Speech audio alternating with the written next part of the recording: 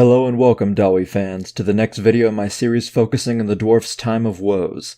Today we're going to be discussing the fall of Karak 8 Peaks, the greatest loss ever dealt to the dwarfs, before or since. Karak 8 Peaks is called such because the fortress city of the same name is beneath 8 mountain peaks.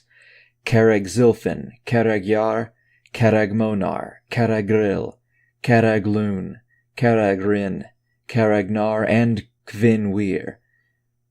It is a massive colony of dwarfs, and even during the current time of the imperial calendar, the merest fraction that Prince Belegar has reclaimed is a vast and near impenetrable mountain area. I find it best showcased when a Bretonnian hunter by the name of Jules Gassion, when he saw the entrance of the area held by Prince Belegar, was in utter awe. And I quote him here, "How could it have fallen? All the armies of all the kings of men could be stood off in these mountains. Those fields could feed the population of Quinelles." This, just after the troll slayer Gotrek Gurnison spoke of Karak 8 Peaks was once being the queen of the Silver Depths.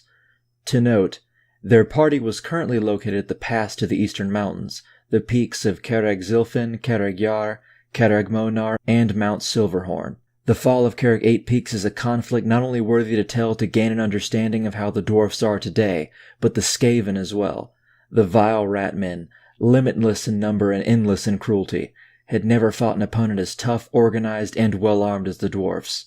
They had fought dwarfs before, but unsuspecting civilians and surprised miners.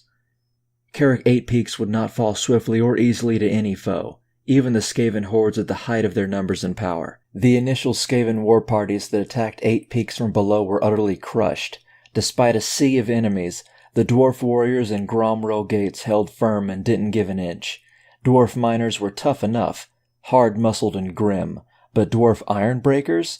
Clan rat after clan rat were slaughtered before their shields, or cut down by bolts from dwarf quarrelers from high positions. The dwarfs, precise to a fault, laid deadly traps and strategically collapsed tunnels to kill all attackers.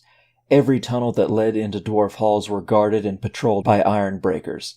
Every tunnel after that was a veritable firing range for dwarf handgunners, quarrelers, ballista, and cannons. The dwarfs were too smart and tough and checked the Skaven advance at every turn. It was then that the Skaven halted and regrouped. The Council of 13 gathered, something most scholars don't understand the significance of. The Council of 13 has gathered and worked in unison for only a handful of times in all of Skaven history, and when they gather and work together, it means world-changing events. Though the Skaven had been beaten, the full might of Skavendom had set its eyes on 8 Peaks. Though the dwarfs were mighty, the Skaven were malicious, and the most devious race in the Warhammer world. Their recent defeats caused them to develop the insidious new weapons and technologies for which they are now so famed for in the current timeline. 701 years before Sigmar was born, the Skaven's invasion began, and their plans were set in motion. It had been near silent in the Underway for over 50 years. For the Skaven it was 10 generations, but for the dwarfs it was barely one, though still long enough for the ever-vigilant Dawi to not be on a war footing. As the vermin filled the wild tunnels surrounding 8 Peaks, the dwarfs once more set their sights on the mineral wealth and economic opportunities surrounding their Karaks. The date of the day is unknown, but as stated, in the year 701 before Sigmar, miners of the Grimstone clan in the 5th Deep of Carag Zilfin, excavating a lucrative seam of gold, break into one of the many warrens the Ratkin had infested. A dwarf prospector named Henkil of the Grimstone clan inspects the tunnel and reports that it is impossible to map, and it runs for many miles. A war party of ratmen attack the miners, killing a notable dwarf named Zorbin Firehelm and 16 miners of his clan. The clan warriors were mustered, but they were too late and could not pursue. A grudge is hereby lodged against Henkil Grimstone and his clan for failing to shore up the breach into the Skaven tunnels. 50 rat tails each is also demanded in recompense against the Skaven for Zorbil and the deaths of his kin, making it 850 Skaven deaths in demand. This is the first attack of many. Daily the raids and invasions grow in frequency. Soon 3 mines are not only attacked but utterly destroyed. The Skaven, having been at a loss when fighting a dwarf shield wall and the impregnable line of ironbreakers, develop new technologies to counteract such measures. Edvarkund, clan dwarfs of the Copperback, Flint Hand, and Bronze Fist clan are slain. 50 in all engulfed by poisonous gas from Skaven throwing glass globes of the stuff. Loadmaster Ankmar Bronzefist shoots a leading poison globe thrower with his crossbow and destroys his stash, calling the other dwarfs to do the same and neutralizes the volley of gas.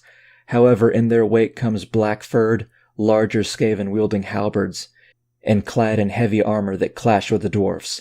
The Dawi holds firm momentarily, but the unexpected advance by the storm vermin and the unrelenting reinforcements eventually overwhelm the dwarf defenses.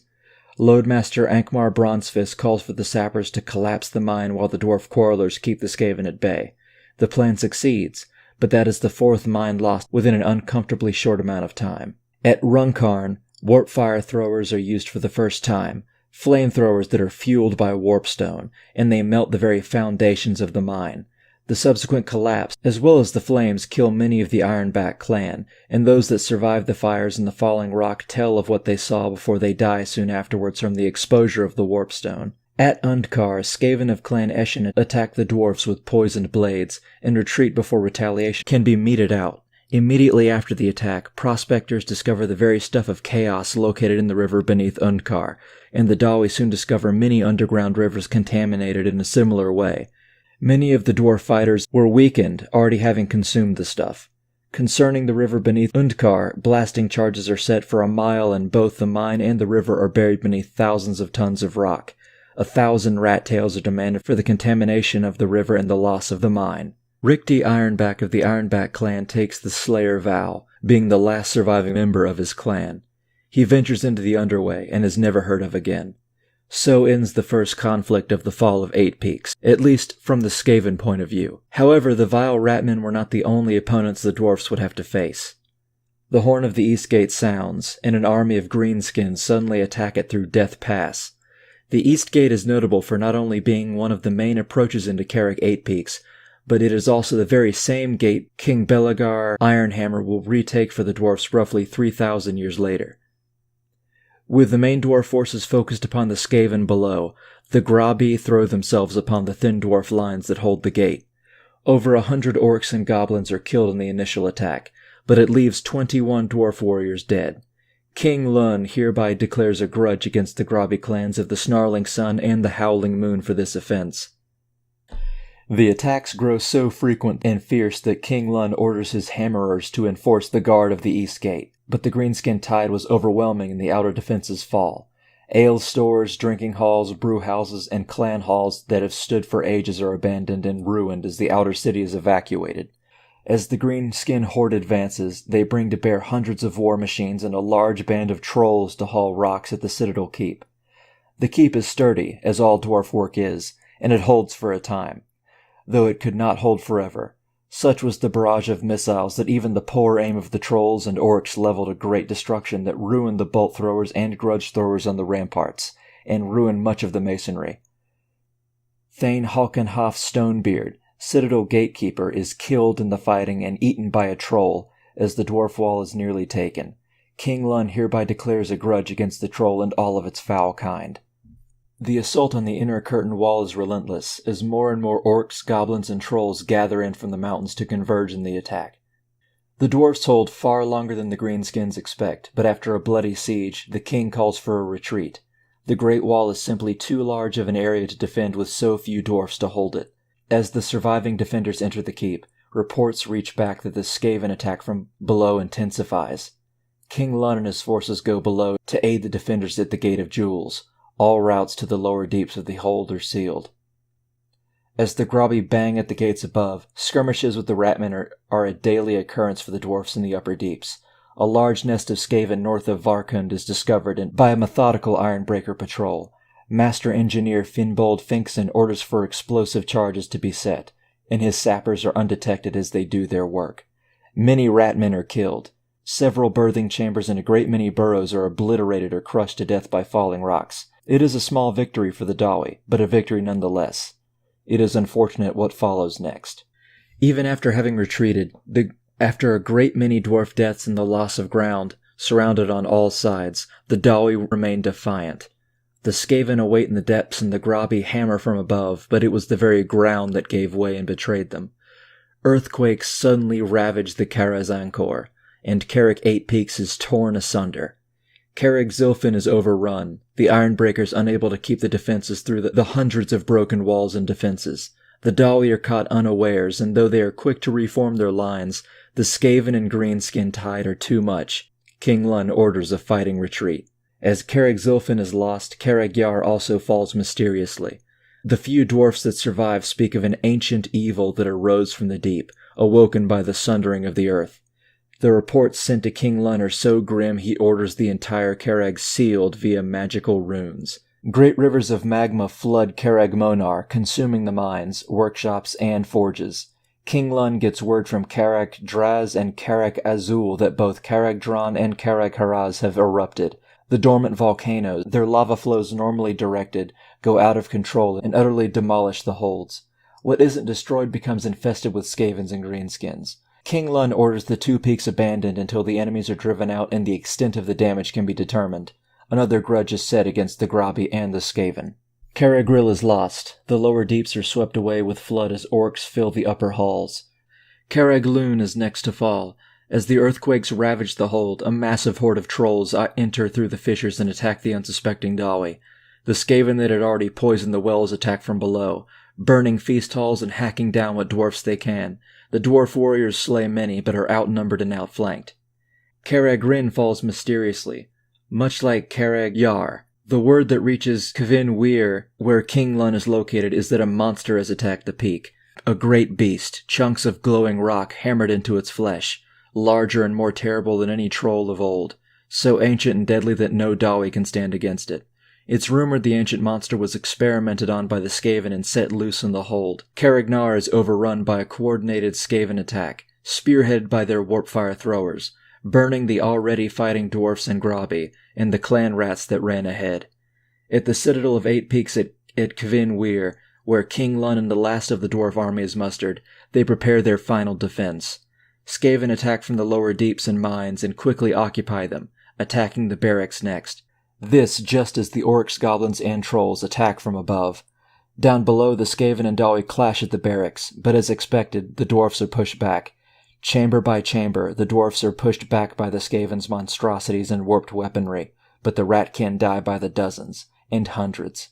As it is above, the dwarfs lose ground, but Grobby blood pools high enough to cover the dwarf warriors' ankles in the rock. The Skaven rush in from all sides below, the mines, the shafts, and the barracks. The dwarfs make it to the clan hall and hold until they're flanked by ratmen from the 3rd deep stairway, and then King Lun orders the dwarfs to make their stand at the Gate of Jewels. The Skaven beasts and war engines wreak havoc among the dwarf lines, but King Lun and his kin have many grudges to settle. With Az and Grund and Thrund, they slaughter the Skaven until the piled rat bodies can cover their retreat, just as all the other Dawi that can be mustered grab what treasures and heirlooms they can as King Lun calls for the final evacuation.